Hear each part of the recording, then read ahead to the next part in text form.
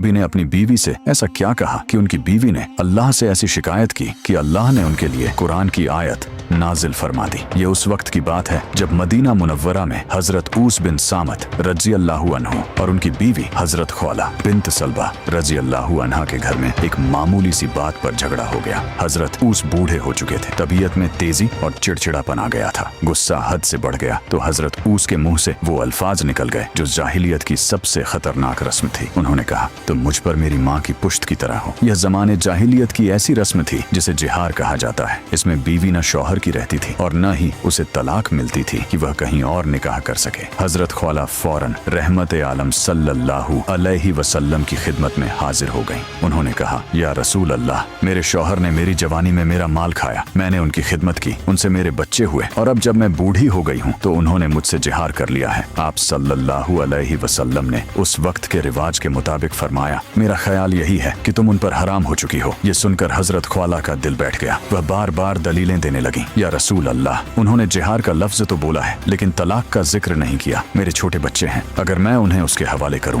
तो वो जाया हो जाएंगे क्योंकि वो बूढ़े हैं और संभाल नहीं पाएंगे, और अगर अपने पास रखूं तो भूखे मर जाएंगे क्योंकि मेरे पास कोई जरिया नहीं। यहाँ तक कि उन्होंने अपना चेहरा आसमान की तरफ उठाया और गिड़गिड़ा कर कहा, ऐ अल्लाह, मैं तुझसे अपनी तन्हाई और बेबसी की फरियाद करती हूँ और जो मुसीबत मुझ पर आई है उसकी शिकायत करती हूँ। अभी हजरत खौला वहीं मौजूद थी कि अचानक आप सल्लल्लाहु अलैहि वसल्लम पर वही की कैफियत तारी हो गई। आपका चेहरा मुबारक सुर्ख हो गया। ये वही की अलामत थी। जब आप सल्लल्लाहु अलैहि वसल्लम इस कैफियत से फारिग हुए तो आपके चेहरे मुबारक पर मुस्कुराहट थी। आप सल्लल्लाहु अलैहि वसल्लम ने फरमाया, ऐ खौला, अल्लाह ने तुम्हारे और तुम्हारे शौहर के बारे में कुरान नाजिल कर दिया है। और फिर आप सल्लल्लाहु अलैहि वसल्लम ने सूरत अल मुजादिला की इब्तिदाई आयत तिलावत फरमाई। अल्लाह ताला ने जाहिलियत के उस जालिमाना कानून को खत्म कर दिया और फरमाया कि बीवी को माँ कह देने से वह माँ नहीं बन जाती। माँ तो सिर्फ वही है जिसने पैदा किया है। फिर कफ़ारे का हुक्म दिया गया, या तो एक गुलाम आजाद करना, या मुसलसल 2 माह के रोजे रखना, या 60 मिस्कीनों को खाना खिलाना। हजरत ऊस ने अपनी गलती का एहसास किया और कफ़ारा अदा किया, और इस्लाम का यह कानून आज भी हम सब मुसलमानों पर लागू होता है।